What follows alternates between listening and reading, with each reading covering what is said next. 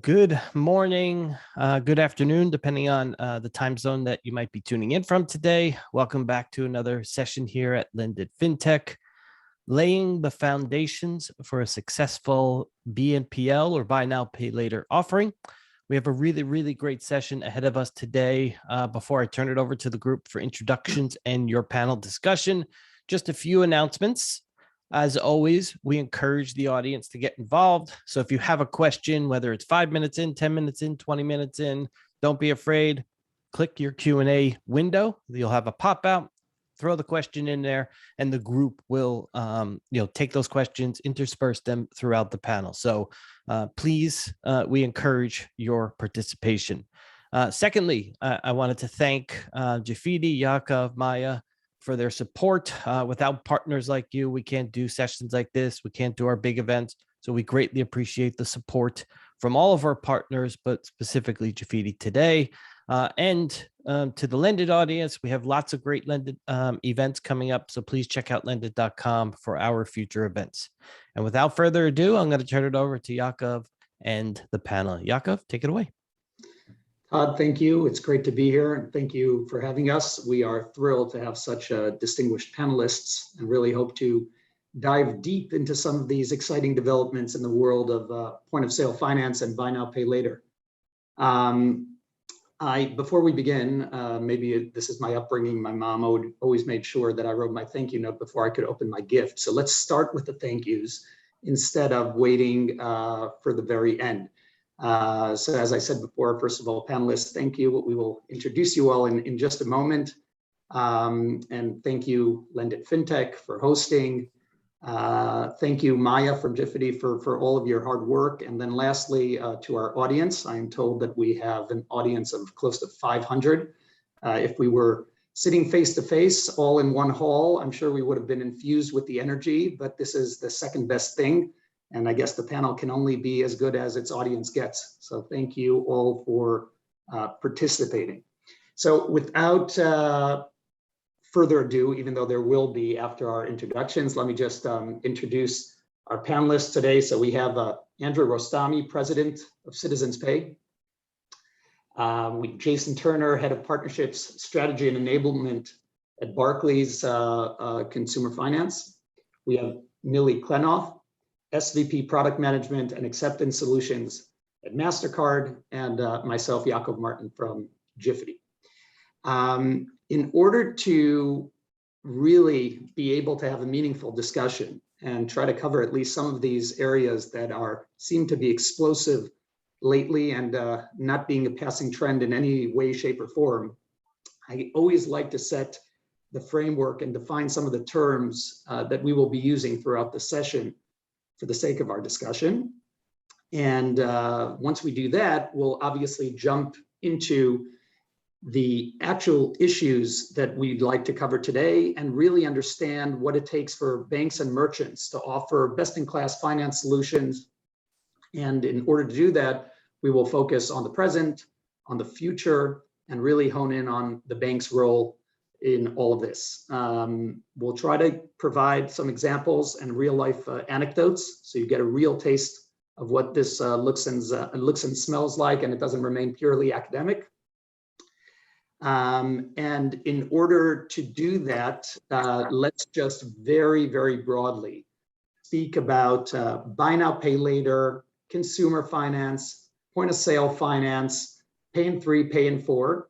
And categorically, we'll say that some of these products that we often refer to as buy now, pay later are those that focus on smaller ticket items, shorter durations, less of a deep underwriting and credit decisioning process, as opposed to the other side of the spectrum, installment loans, revolving lines of credit that generally, and again, this is a gross generalization, I realize, focus on larger loans, longer durations, deep underwriting, credit decisioning, and so on and so forth. But we will be using these terms interchangeably. So let's just try and qualify when we speak.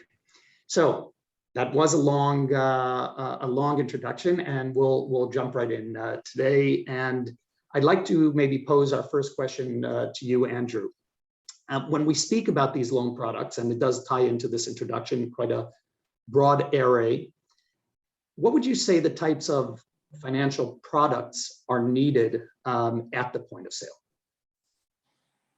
Yeah, I mean, thanks, Yakov. And first off, great to be here today. Yeah, I think you painted a really nice picture. I think what we're seeing at the point of sale is you need a broad offering, right? And so I think that's my main comment is buy now, pay later in the past has referred to a very narrow product set, right? A pay in four that generally has less underwriting.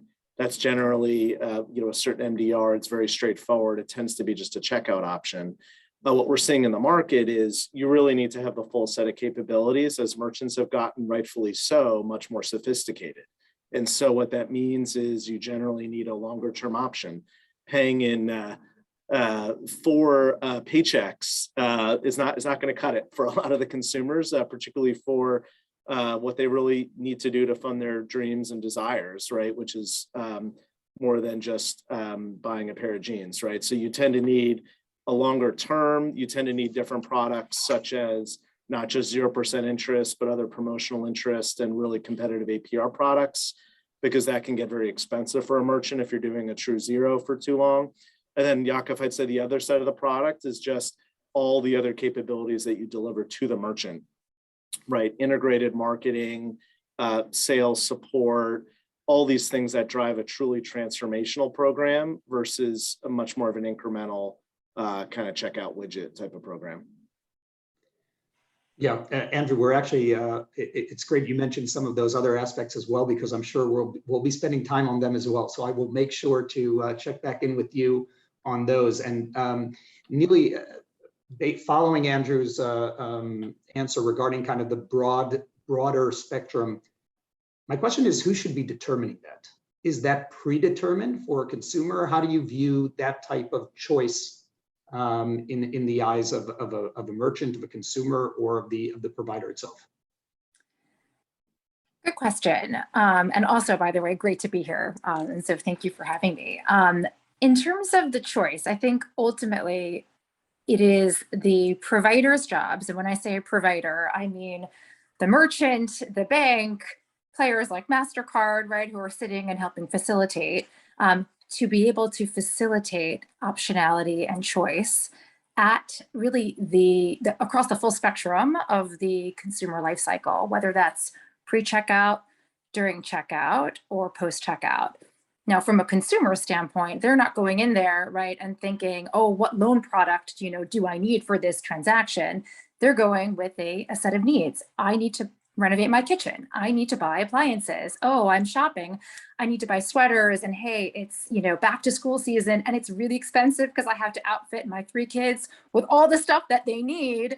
And maybe I want to, spread those transactions out over, the course of a few weeks. That's the consumer mindset. They're going in thinking about what is it that they need to buy, and then how do they need to manage their budget in order to really achieve what their own objectives are. So in terms of providing the choice, it's really on the provider's part to provide that choice, and again, based on the consumer segment, who that consumer segment is, based on their risk appetite, right? And we can certainly talk about that later.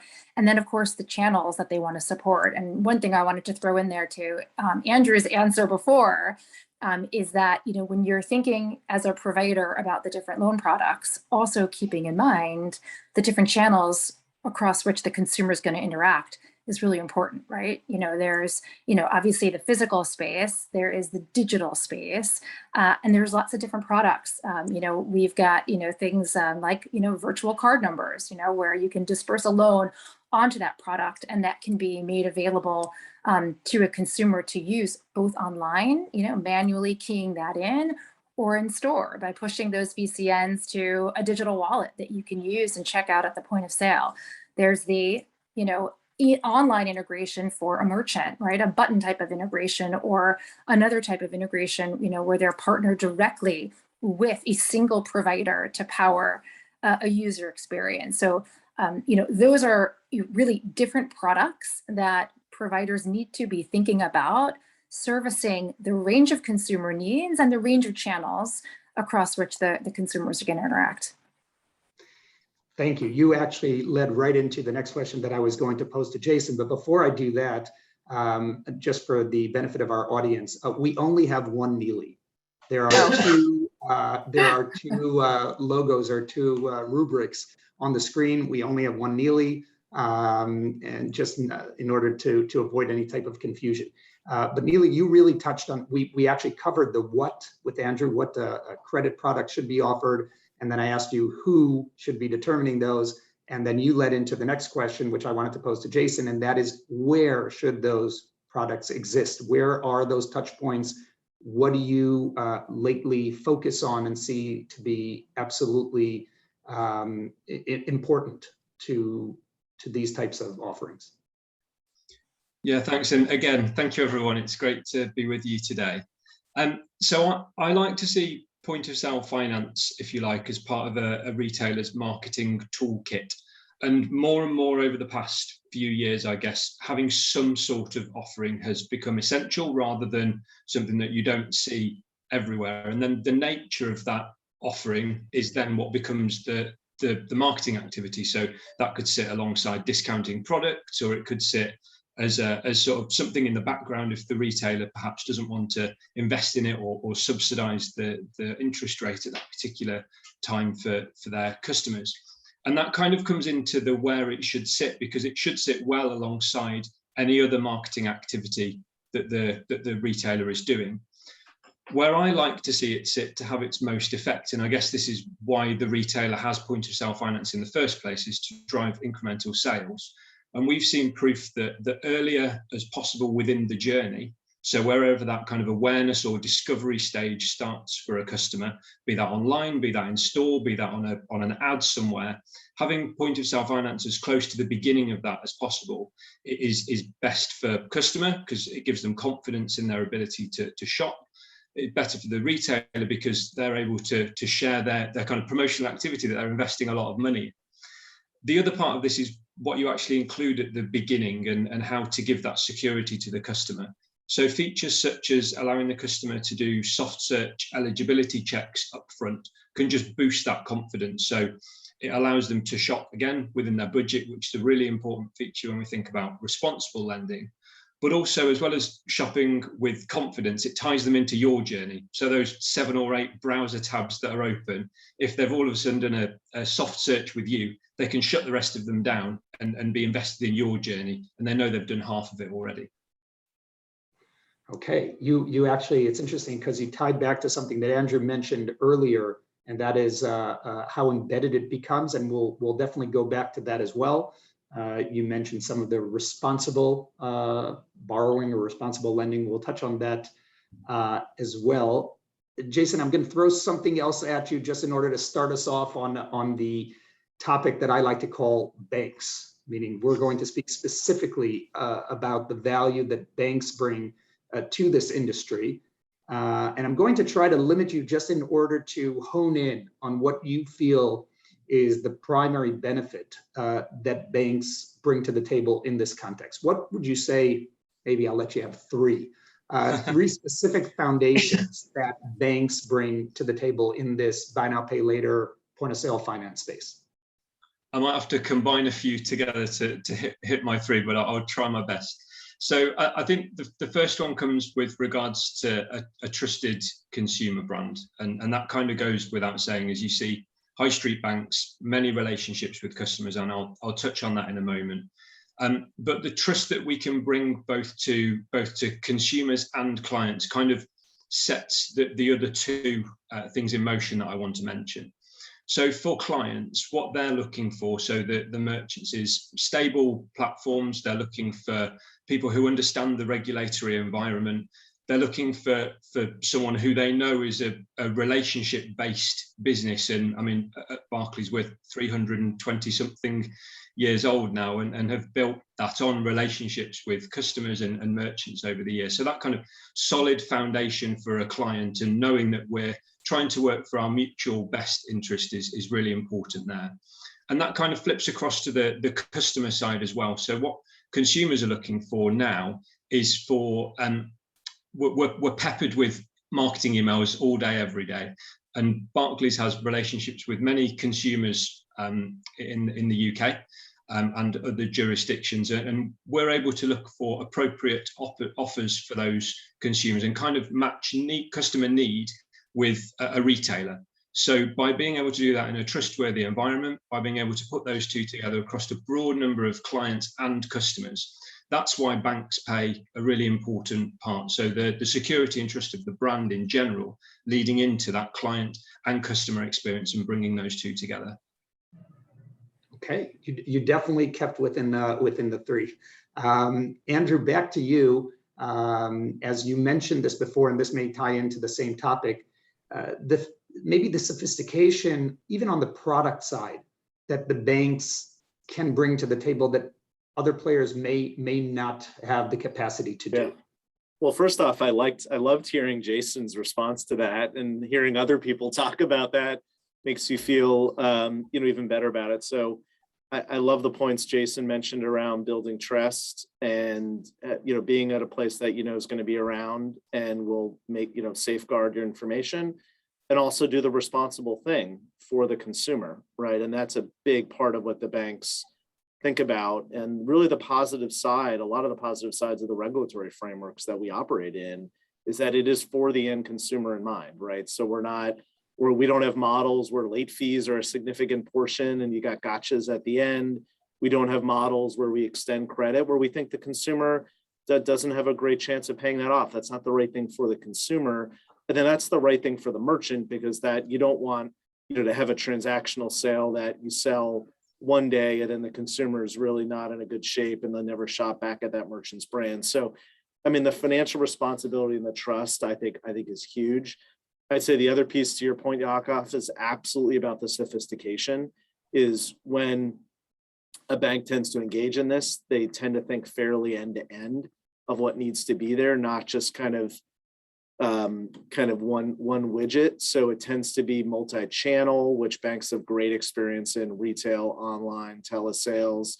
It tends to leverage heavy marketing capabilities, and like Citizens, many banks probably have vast prospect marketing databases that we leverage to help. Very, very unique capabilities. As well as just having deep analytics and fraud capabilities to really help the merchant kind of up their game there. So I'd say just sophistication on all those elements. And so, the trick to that for a bank is you got to move at the speed of a fintech, right? And so like at Citizens Pay, we are a fintech within a bank, so we get both of those, but that's the other side of it, is can you do all that but still operate at light speed, which is what merchants are obviously expecting.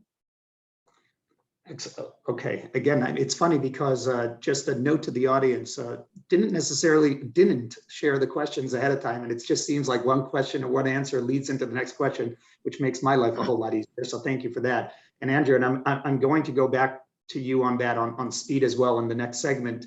But before I do that, Neely, I wanted to actually speak to you about some of the additional functions that are needed in this process or in this offering. So as Andrew and Jason mentioned, banks definitely bring some of these fundamental, I would even say, values to the table. I mean, Andrew, you touched on responsible lending. I have to say that it's kind of a theme even within our organization here at Jifiti, when we have to kind of state our mission. What are our values? What are we looking to achieve? What gets us up in the morning? And we like to have these three concepts: accessibility, affordability, and responsibility. And we're going to speak about responsibility in just a bit, I think in the section where we touch on the regulatory framework. But before we do that, Neely, what can you say to the additional functions that are required as part of this ecosystem? They may not necessarily be core banking functions, but definitely functions that banks use. Yeah. A few points there, and actually it was a good segue from Andrew's answer, because I wanted to throw something in on top of there, which then will lead me into answering Jakob your question in terms of what is the sophistication. I think there's another dimension here and another opportunity for banks, which is around your consumer segmentation and whom you're reaching. And then, do you have the capabilities to be able to service the needs of both? And going back to the segmentation, both your existing customers and also potentially new to bank customers. And that's, I would say, one of the key opportunities for banks, but also if you go back to sophistication and capabilities, right? Do banking partners have, or banks today have the capability to be able to do this type of responsible real-time lending, not just to the existing customers that they know, on whom they have a history, right? But also potentially to new to bank customers, customers on whom they don't have, that history. And of course, which makes things even more complicated and challenging if you're trying to make those lending decisions, responsible lending decisions in real time. So then to answer your question about, well, then what are those capabilities? And again, building on what Andrew said, right, which is like, A, B, C, D, E, all of the above, right? So it is all of the above, right? It's about leveraging what you have in-house, access to data, risk modeling. But then, increasingly what we're seeing partners reach outside of their own four walls to partners, right? Leveraging the capabilities of partners who can provide some of those capabilities, either the ability to make, faster decisions with, I would say, more sophisticated real-time risk modeling, but also the ability to pull in third-party data sources, which become increasingly and especially important if you're dealing with a customer that you don't have a history on. So I would say that's kind of one core capability. We've seen partners use that, and we've seen them use it to incredible effect in their ability to, throttle more consumers and more transactions, and increase order sizes, and number of units that consumers are generating, at the point of sale or paying at the point of sale. So I would say that's kind of like the risk, data side of it. I think the other side of it is the user experience. You have to be able to provide a user interface to a consumer, an application process, which then has to be able to touch lots of different parts of your back office, right? Or third parties, right? So working with partners, that's another great opportunity for banks, to be able to handle, that user UI and the UX. And then the last piece of it is the funding piece of the loan, how consumers want to fund the loan, right? There may be, especially open banking, opens up possibilities for banks to be able to offer different consumer funding options, right? That can actually be facilitated through third parties. So I think all of these things need to be top of mind for partners for banks to be thinking about in terms of what capabilities do they have in-house, but then how do they complement those in-house capabilities with third-party offerings, either sought out on their own or through, partners like your networks who can help bring those to bear to be able to respond to consumer demands and obviously this exploding market. It's, we definitely can concur with what you're saying, because from our vantage point, we see a much greater degree of openness from banks to partner. And I think that it's actually interesting and maybe counterintuitive. You would have thought that maybe the very successful banks have learned how to do everything. We find that the most successful banks hone in on what they do best, on their core capacities, and they partner for the areas. And Andrew mentioned that before, he spoke about balancing speed versus the quality, right, of both the loan product and the user experience. So we've definitely seen this where banks, the successful banks, are much more open to those type of partnerships. I'm going to weave in here a question that we received from the audience. And I think there is a way to make a connection between Neely, your last answer and maybe the question being posed here. I'm getting virtually the same question from two different sources.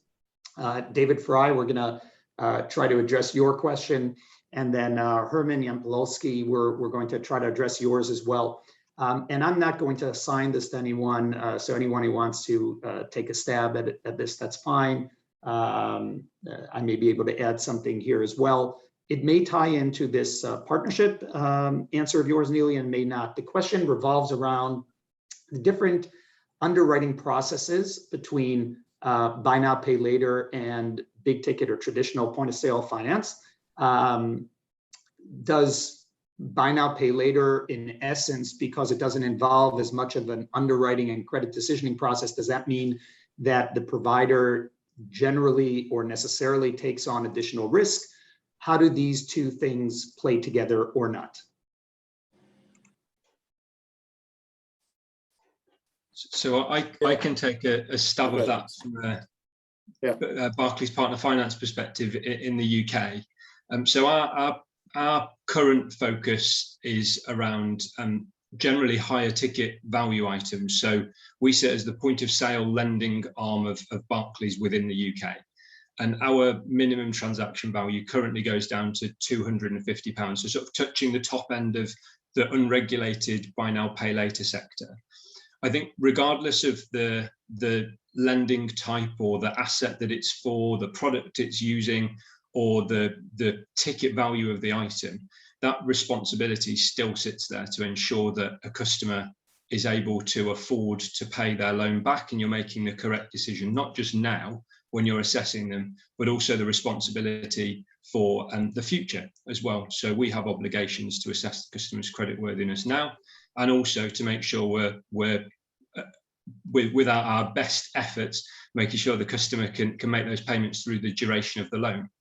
Obviously, that changes as you look at the term. So if it's a 3-month term or something, then proportionality comes into play, and potentially it's a lot easier to predict whether that customer could make those payments because it's not too far away when that loan would finish. That differs from the rest of our book, if you like, where we're looking at 5 or 7-year loans on furniture or kitchens, where you're having to make that assessment now and use perhaps different sources of information to be able to do that. So in summary, I guess, the responsibility is still there. So how you make that decision can change within that, but you've still got to make sure you're making the right one.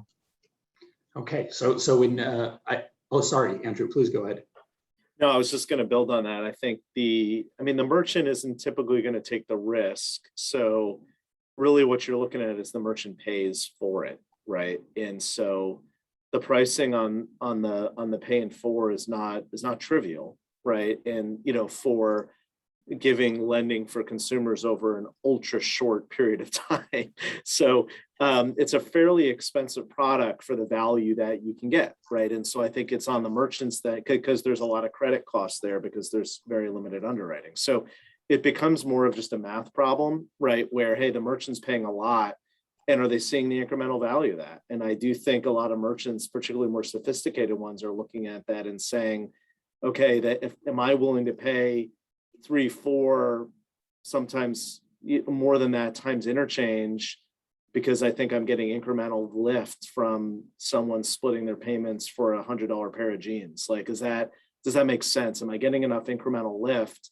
to pay the multiplier on interchange for that, right? Whereas for the higher ticket items, that's a much clearer answer, because it's clear you have a lot of customers that just wouldn't make the purchase if you didn't have the monthly payments. Okay.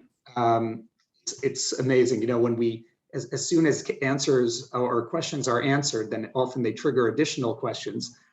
We are going to have to jump to our next segment, but I will just shout out to Keegan. I saw your question, and we're going to address it hopefully from another lens. So just sit tight. We'll be there in a moment. Okay, so actually, when we just spoke about for example, these type of partnerships, and Andrew, you spoke about speed earlier. I'm going to go back to you on that, because the next piece that I'd like to discuss with all of you is exactly the point of how to scale the bank's business, or scaling, and this pertains obviously primarily, not only, but primarily to merchant onboarding. So something that I think undeniably some of the buy now, pay later players have done, at least in the digital sphere, had done phenomenally well in terms of allowing for this pretty incredible buildup of scale in a short amount of time. And obviously it's a bit easier when you don't necessarily have to cover the in-store as well as the online and everything in between. And as you mentioned before, the loan product itself is quite simple and limited. It becomes much, much more of a challenge when you're looking to provide this comprehensive solution for very large merchants, sometimes small ones as well, but larger merchants even more so. So, Andrew, maybe give us a little bit about speed versus quality of onboarding, how to achieve that, what are some of the challenges, and how to address those. Yeah, I like how you frame that, Yakov. It is, speed always has implications to it, right? And so there's kind of the no regrets things that you can do to just move faster, and banks traditionally aren't very good about, at that, right? And so I think, again, having that fintech type of capability and organization helps that. But beyond that, it's easy to kind of onboard quickly if the solution is very thin, right? And so if you're going to throw a standard checkout widget on your checkout page, anyone can do that within, it's just kind of dragging and dropping, right? And then I go back to the other point around the merchants paying economics here. They should make sure they're getting the value for the economics and really strong quality. And for that, at least from our standpoint, we see that as the more that the merchant and the partner can allow seamless embedding of the point of sale financing or buy now, pay later further upstream, that drives a much more significant multiplier on incremental sales and loyalty for the merchant. So it's kind of a balance on, hey, you can get really quickly to get off the blocks, but you need to make sure that you can also, in a timely fashion, kind of integrate more upstream, which provides merchants much stronger value. Okay. We keep getting additional questions, wonderful questions, by the way, from the audience. I can see already we will not have sufficient time to address them all, but definitely try to weave them in. And those that we don't get around to just now, I apologize, Maya. You may have to schedule another one of these in order to really do them all justice. Neely, in one of our discussions in the past, you spoke about education, meaning how specifically, I think banks are able through their merchant partnerships to educate customers, maybe even educate the merchants themselves. Maybe expand on that a little bit. Oh, sure. So while buy now, pay later or point of sale financing is exploding, I think it's also important to recognize that it's still only roughly like 2% of e-commerce volume today, right? So it's still very small, which means that it's not widely available everywhere for all merchants, and not all consumers are aware of it either. And so, especially if we take a page out of some of the playbooks that we've had for other products, and one of mine that I look after for MasterCard is contactless, and that's the ability to tap in store for a payment with either a card or a mobile device that's been enabled. We've learned a lot. We've learned a lot over the last 15 years about how do you drive consumer adoption and usage. And a lot of it starts with education, and it starts with education both in the bank domain and in the merchant domain. It's really all about kind of surround sound, getting consumers to understand how to use the product. And then typically once they try it, especially if it's a great experience, they want to use it again, and they want to use it again. And I see a lot of parallels between that type of functionality and technology and buy now, pay later. Right? It's a great consumer experience. It really helps them, across a number of their own personal aspirations. So it really kind of delivers that value proposition.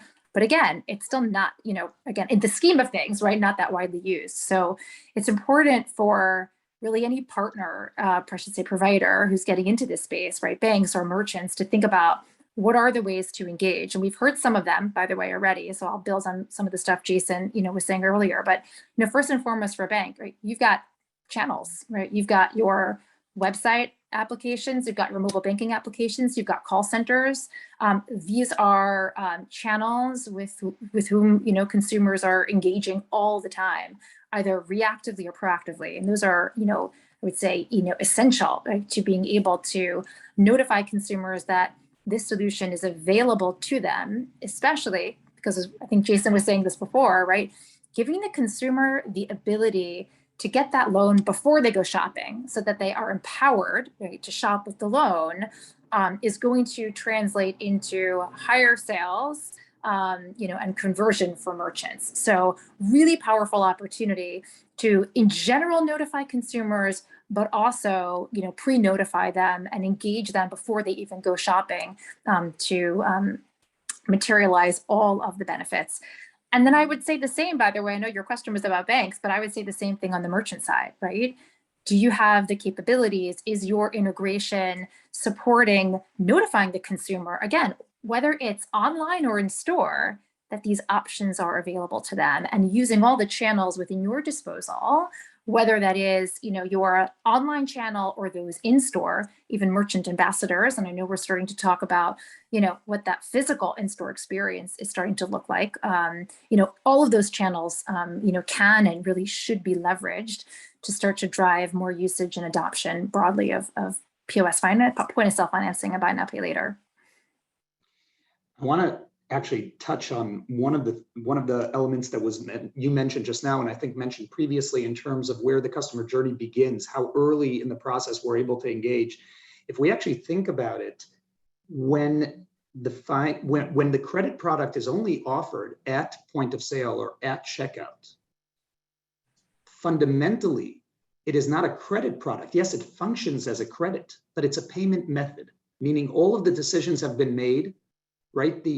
As far as the consumer is concerned, they can afford this or can't afford this in one way or another. We didn't empower them in any way. We are giving them a way to transact, a way to pay for the goods that already have been selected. It really is a payment method as opposed to purchase power, which you are able to give over to a consumer at the very beginning of the process. So it's interesting where generally consumer finance products that were only offered when somebody stood in line and asked for the loan, although they were performing a credit check and credit worthiness, they were really only functioning as an alternative payment method. So I completely agree with you. I mean, what's so transformational about the way that so many of our partners are thinking about this in a more comprehensive and holistic fashion is not how do we enable payment at the point of sale. It's how do we engage with the consumer when the consumer has to make sometimes life-changing decisions. How do I empower the consumers? And on the other hand, obviously with a responsible approach, guide them through this process. And Jason, that takes me over to you, not only because we're about to speak about regulatory framework and we're going to hear hopefully a lot from you on that, both in the UK, but maybe you'll touch on where the world is moving to. But just before we do that, and to kind of complete this segment of scaling with merchants or merchant onboarding, obviously big merchants, as opposed to smaller merchants, we'll even use the term mom and pops stores, is entirely different needs, different capabilities.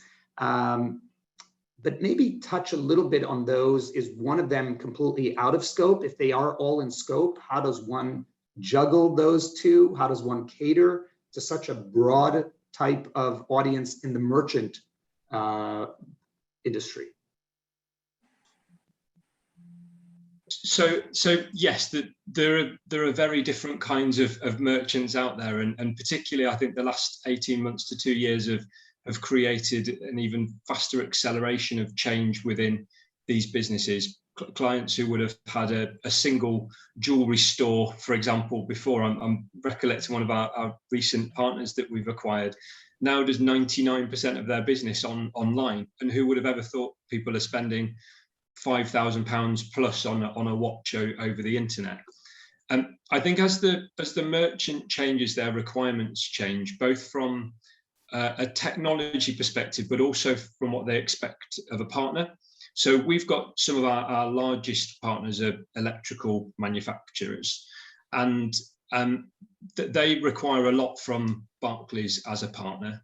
And we work together with regards to thought leadership and how we can help solve the real guts of the things that stop them sleeping at night. And by doing that, that inherently creates new technology for us to be able to use with them to solve those issues. And then through building that in the right way allows us to roll out more standardized methods of that across the rest of the book. That then flows through to the smaller merchants who have very different requirements in terms of their ability to absorb new technology, whether they're able to create bespoke solutions or whether they need something that just plugs into what they already have.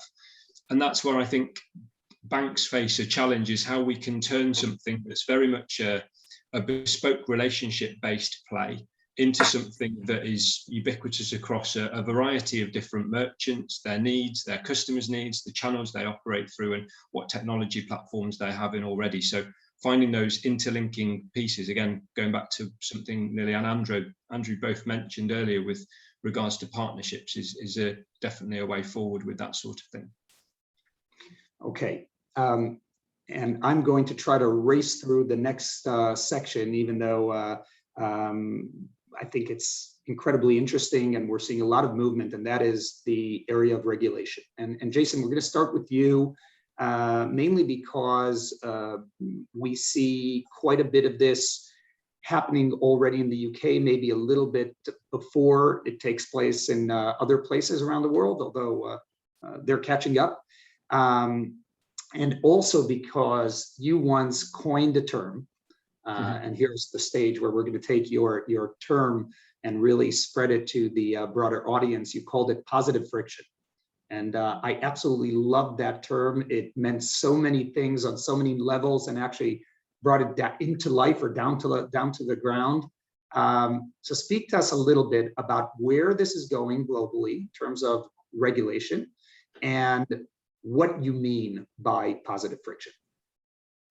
Okay, thank you for that one. I know you said you were going to say I coined it, so thank you. But I think I'll start with something that Andrew mentioned a few minutes ago, actually, and that regulation is there for the customer. So it's there to provide benefit for the customer. And we use a term a lot, which is making sure there's a good customer outcome. So although the examples I'm going to use are on my area of expertise in the UK, I think providing a good customer outcome is something that is global and something that anyone who wants to play in this sort of space and do it properly needs to think about. So looking at positive friction as a concept, I guess we've spent so long making things easier and faster and slicker, and just about every journey that's out there, you're talking about how few clicks you can make and how few questions you can ask. And sometimes that's to the detriment of, firstly, providing a good customer experience. If I was spending £15,000 on a kitchen, I'd want to make sure that the person who I'm borrowing the money off is saying, okay, we think you're good for that, Mr. Turner. But in all of our efforts to do that, I think we find that as accelerating so fast to the end of a journey that access to credit has become so easy, almost to the point of it being too easy. So something we've focused on is this positive friction concept, where if I take the example of affordability, before I draw out a contrast that we launched in market about a couple of years ago now. So affordability is around assessing the customer's creditworthiness, as I said, both now and in the future. And to do that, you have to have certain answers to questions from customers. And some of that can be derived or modeled or got through kind of other data sources. But sometimes you just need to ask the customer the right questions. And we've never been afraid to put those questions within our journey. So asking the question, do you expect any changes in your future circumstances in the future? It is something that we choose to ask because we feel that's something necessary to make that right lending decision. So if I look at the kind of contrast that we launched when we brought a system to market a couple of years ago, we were determined to reduce the number of questions within that system as much as possible, because filling in application forms is boring. Most people try to do autofill anyway and get through that process as quickly as we can. So we ask the questions we need to ask, such as affordability, but there are some questions that we feel we just don't need. So we reduced that question set right down. However, there was a moment we chose to slow the customer down alongside us speeding them up with the application form. We slow them down during the process of them actually signing their agreement. So we developed a system called Sign Anywhere, which presents the key facts of the loan documentation and the key facts of what the customer is getting themselves into really clearly in plain English. And then we put big blue buttons at the bottom that say, I accept or I understand exactly what I'm getting myself into here. So particularly complicated products like the more traditional buy now, pay later product, which would be 12 months, pay nothing, 48 months of an interest rate. It's really important the customer knows that in 13 months, you're going to have to pay £300 a month. And are you ready for that? And through doing that, through presenting that back to the customer, slowing them down at that key point in the journey, we can assess all sorts of things and make sure that customer does get a good outcome. And they're really pleased with their purchase, because there's nothing worse from a retailer's perspective of that customer regretting the purchase that they came in being so excited about. I wanted to, if I may, Jaco, just jump in here and just add a couple of things onto what Jason said. I love the term positive friction. I hadn't heard that, Jason, before we started chatting, and I think it's a really great one. I think there's also a couple of things to share around positive friction and ways that banks can deliver that balance, that right balance between great user experience and responsible lending. I also wanted to take the opportunity in my comments here to address a couple of the things that I saw coming through the chat around, what are other data sources that can be leveraged? There was a question around what are these third-party sources that can be used to help approve consumers for lending, and also what about the unbanked?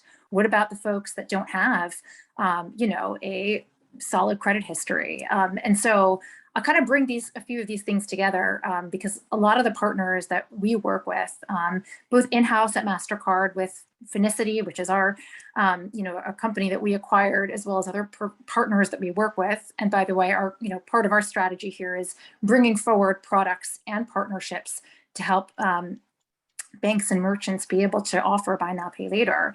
But through a lot of these third-party data sources, you can actually, help with that positive friction, right? Help banks or lenders make better, responsible lending decisions, but pulling in data like things like, telco bills, utility bills, social media, right? There's kind of all these other data sources that can help make better decisions, but then also be extended to help bring in other, unbanked consumers or consumers who don't have rich credit histories, so that they can also participate in this ecosystem. So I think, a lot there, right, that we can do to both kind of increase the positive friction, but also use it to expand the universe of consumers who are able to participate in the upside of buy now, pay later. Yeah, no, I think well said. And the only elements I'd add, Yakov, to that is as the regulatory environment, rightfully so, gets more focused on the space, at least in the US. I know it's been more of a focus internationally, regulatorily wise. Again, I mean, if you're a fintech, if you're a bank, if you're a merchant that's using a provider, a couple things to think about. One is the economic model. Is the economic model really geared to put the customer first in a transparent way? Or is there a lot of gotcha fees, a lot of late fees, a lot of deferred interest with trapdoors? Is it geared to kind of look good, or is it geared to actually have the right economics and very transparent? I think would be one question you could ask yourself. The other piece kind of that Nili talked about is about credit building. And that's really important for a segment of these consumers. And part of the solution of that is approving, but part of that is then helping the customer build the credit. And I don't think everyone reports to the credit bureaus, for example. And we think that's a really strong thing that you should be doing, because if you're not reporting to the credit bureaus, you're not helping that customer build credit. And then on top of that, there can be other type of loan stacking issues that create risk for the entire industry. And so and then the last piece, I think, Jason, you mentioned, it's just the positive friction, like are we asking the consumers or modeling what their income is relative to all their aggregate debt payments? And, that's a great example that I think the regulators in the US, for example, are really focused on, and rightfully so. Credit is one thing, ability to pay is another. And let's make sure that, we're being generous with when we provide credit, but we're doing the right thing for the consumer with their ability to pay that loan back regardless of the size. Andrew, again, I don't understand, maybe my screen is shared somewhere, but you basically answered the question that I was going to pose to you immediately following Mealy and Jason. So this is like the easiest crew to just ride with. So thank you for that, because in truth, I was going to ask you, how should merchants and banks prepare for this? But so many of the elements that you just mentioned touch exactly on those points of how to be ready for the day after. Yeah, I think just pressure test your economic model. Like, is it putting the customer, is it transparent? And then, yeah, I mean, thinking about credit and ability to pay is really important. And then how do you build these customers? And I think using alternative data, to Nili's point, is obviously critical, but then how do you help the customer actually build a thicker credit profile? Yeah, and you actually also in your answer, you touched on a bunch of different points that were actually raised as questions throughout the last, I would say, 15 to 20 minutes. A lot of questions we're getting from the audience about the economics of buy now, pay later. I think some of the recent reports kind of puts a spotlight on the economics of some of them. Some of the questions we're getting from the audience, one notable one is Lisa, thank you also for all the detail, speaking about the fact that often consumers treat a buy now, pay later product as one that does not affect their credit score, while in fact it may be marketed as a buy now, pay later, but is a full-fledged credit score. So we see the credit scoring type of process. So we see the other side of the coin as well, meaning where is that transparency and clarity offered to the consumers before they actually choose to apply or to utilize one of those methods. And as Andrew, as you mentioned, I mean, a lot of this is going to de facto be pressure tested once those regulations come in. And I can say one of the reasons that we chose to focus on banks in this forum, at least, is because we view them as very well positioned, obviously, to be able to fill that gap when those new regulations come into place. And obviously, the advanced ones are preparing themselves in every way possible to fill in for that void that ultimately may be created when this comes into reality. We actually were going to go into a 10-minute, it's no longer a 10-minute, maybe a 7-minute phase of questions and answers. But again, I think we did touch on many of them, not all of them, and I apologize. So instead of addressing, we'll try to still address maybe one or two in the very last 2 minutes of our session.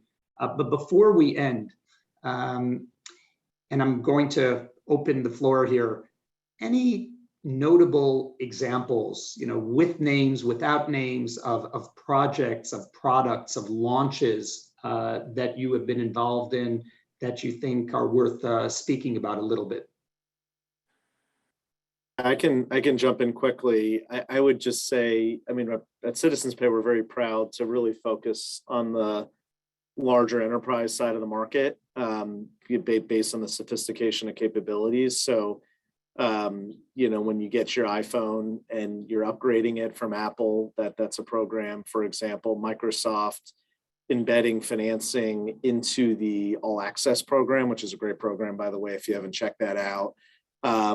As well as BJ's wholesale clubs, Vivint, like these are all programs where financing is embedded in, and it is the way to buy the product. It's not just a payment option, right? And that's kind of what we see with a lot of the larger, more sophisticated launches is takes maybe a little bit longer, not a terrible long amount of time, but then you get to really embed the financing into the broader value proposition, whether you're adding Apple Care or warranties, whether you're adding subscription bundles, but it becomes its own new SKU as a product that you would just happen to buy it on a monthly subscription basis. It's really embedded, really an embedded product. Anyone else? Just, I guess, picking up on the embedded theme, but maybe flipping it a little bit rather than a client example, is to look at this from a consumer perspective. So something we've done recently with quite a few of our retailers, I'll focus in on a furniture one, is we've looked at consumers who we know are credit worthy or have an appetite to take credit, and emailed those customers as Barclays jointly with our partner. So being able to kind of joint brand it and send it out to these customers. And because we're sending an appropriate offer at the right time, because we know these customers have an ability to pay and a desire to take out credit, we're able to generate incremental sales with higher click-through rates beyond what a client would normally expect from a marketing campaign. The feedback we had was it turned this furniture retailer's year into a 53-week year instead of a 52-week year, which is kind of a success in itself, if you like. But it's just showing how through clever partnership and really thinking about the customer base of that organization, their needs, their desires, what platform they sit on and how they talk to their customers already, you can start to generate incremental sales beyond what they would normally expect.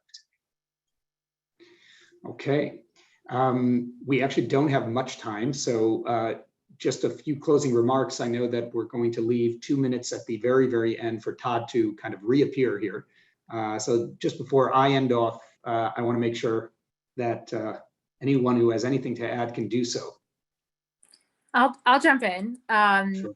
There was a question that came up through the chat a little earlier that it's probably a good way to end, which is, is buy now, pay later replacing credit? And I would answer by saying, no, I don't think so.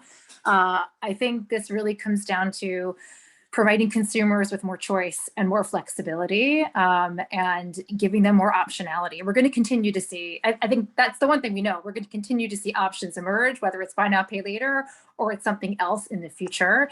We do have data already, we've seen studies, showing consumers use both, right? It's not one cannibalizing the other, they're using both. And in fact, if they use one, they're actually using, like buy now, pay later, using credit at higher rates.